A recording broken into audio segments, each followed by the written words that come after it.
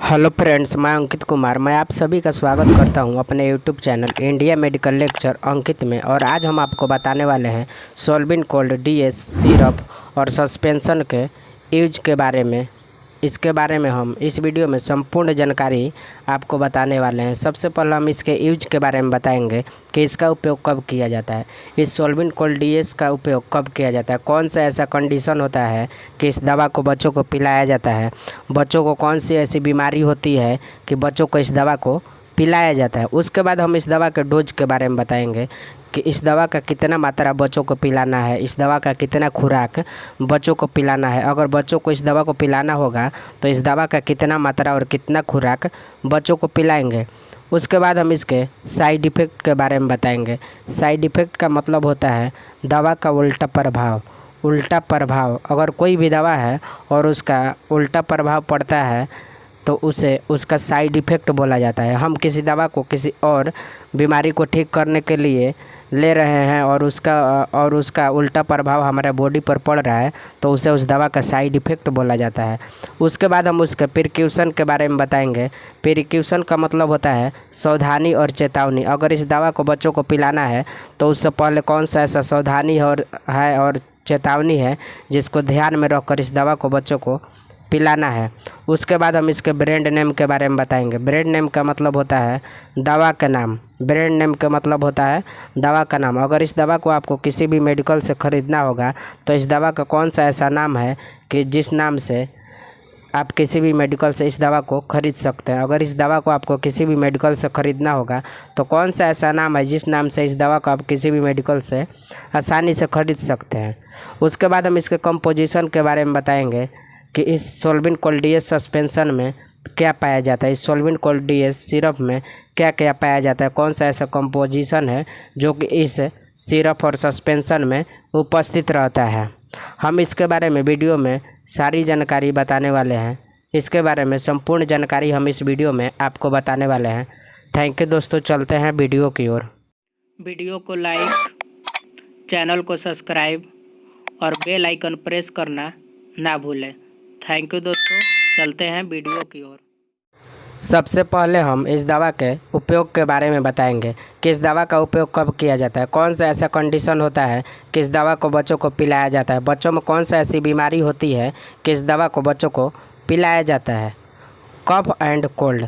Cough and cold का मतलब होता है खांसी और सर्दी। अगर बच्चों में खांसी और सर्दी होती है तो उस समय इस दवा को बच्चों को पिलाया जाता है। Next, running nose. Running nose का मतलब होता है नाक बहना। अगर बच्चों का नाक बह रहा है तो उस समय भी इस दवा को बच्चों को पिलाया जाता है। Next, sore throat. Sore throat का मतलब होता है गले में खराश।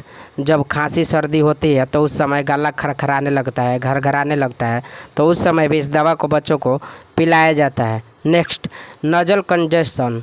नजल कंजेस्टन का मतलब होता है नाक बंद। अगर बच्चा का नाक बंद हो जाता है, खांसी सर्दी जब होती है तो उसका नाक जाम हो जाता है, तो उस समय भी इस दवा को बच्चों को पिलाया जाता है। Next, fever and pain. Fever और पेन का मतलब होता है बुखार और दर्द। अगर बच्चों को बुखार और दर्द होती है तो उस समय भी इस दवा को बच्चों को पिलाया जाता है। खांसी और सर्दी। अगर बच्चा को खांसी और सर्दी हो रही है, बच्चा खोख रहा है और उसके नाक से पानी गिर रहा है, तो उस समय भी इस दवा को बच्चों को पिलाया जाता है।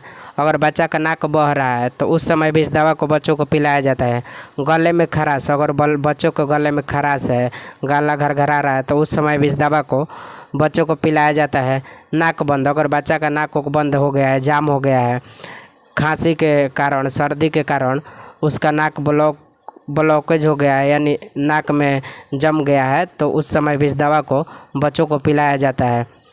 बुखार और दर्द। और बच्चों को बुखार और दर्द हो तो उस समय भी इस दवा को बच्चों को पिलाया जाता है। अब हम इस दवा के डोज के बारे में बताने वाले हैं। डोज का मतलब होता है दवा की मात्रा और खुराक।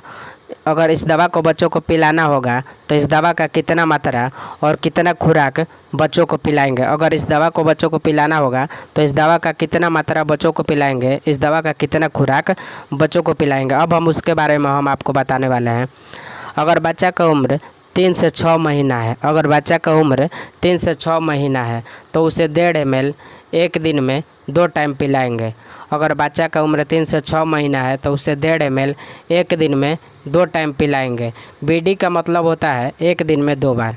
नेक्स्ट, अगर बच्चा का उम्र 6 से 12 महीना है, अगर बच्चा का उम्र 6 से 12 महीना है तो उसे 2.5 ml, अगर बच्चा का उम्र 6 से 12 महीना है तो उसे 2.5 ml 2 टाइम पिलाएंगे।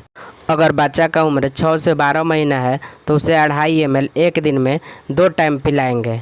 नेक्स्ट, अगर बच्चा का उम्र 2 से 10 साल है, अगर बच्चा का उम्र 2 से 10 साल है तो उसे 5 ml एक दिन में 3 टाइम पिलाएंगे। अगर बच्चा का उम्र 2 से 10 साल है तो उसे 5 ml एक दिन में 3 टाइम पिलाएंगे। TDS का मतलब होता है एक दिन में 3 बार। BD का मतलब होता है एक दिन में 2 बार। BD का मतलब होता है एक दिन में 2 बार, यानी दवा को एक दिन में 2 बार पिलाना है, जैसे सुबह और शाम 2 टाइम हो गया। TDS का मतलब होता है एक दिन में 3 बार। TDS का मतलब होता है एक दिन में 3 बार। एक दिन में 3 बार का मतलब होता है इस दवा को एक दिन में 3 बार पिलाना है। 3 बार कैसे पिलाएंगे? सुबह, शाम और दोपहर, यानी इस दवा को बच्चों को 3 टाइम पिलाना होगा, तो सुबह, दोपहर, उसके बाद शाम को पिलाएंगे। नेक्स्ट, ज़रूरत होने पर इसे एक दिन में 3 बार दे सकते हैं। अगर इस दवा को देना है, अगर बच्चों को और आवश्यकता है कि हम इसे 3 बार दें, तो इसे मैक्सिमम एक दिन में 3 बार दे सकते हैं। नेक्स्ट, जब भी दे 4 घंटा के अंतराल में दें। अगर इस दवा को बच्चों को पिलाना है तो जब भी पिलाना है तो 4 घंटा के अंतराल में पिलाना है। आपको अगर 3 बार पिलाना होगा तो 4 घंटा के अंतराल में पिलाना है। 4 घंटा का गैप कर करके इस दवा को पिलाना है। जब भी इस दवा को पिलाना होगा तो 4 घंटा का गैप होना चाहिए, 4 घंटा का बीच होना चाहिए। एक दूसरे डोज के बीच में 4 घंटा का गैप होना चाहिए। जब भी पिलाएंगे 4 घंटा के अंतराल में पिलाएंगे, 4 घंटा बीच कर पिलाएंगे, 4 घंटा का गैप रखकर इस दवा को बच्चों को पिलाएंगे। अब हम इस दवा के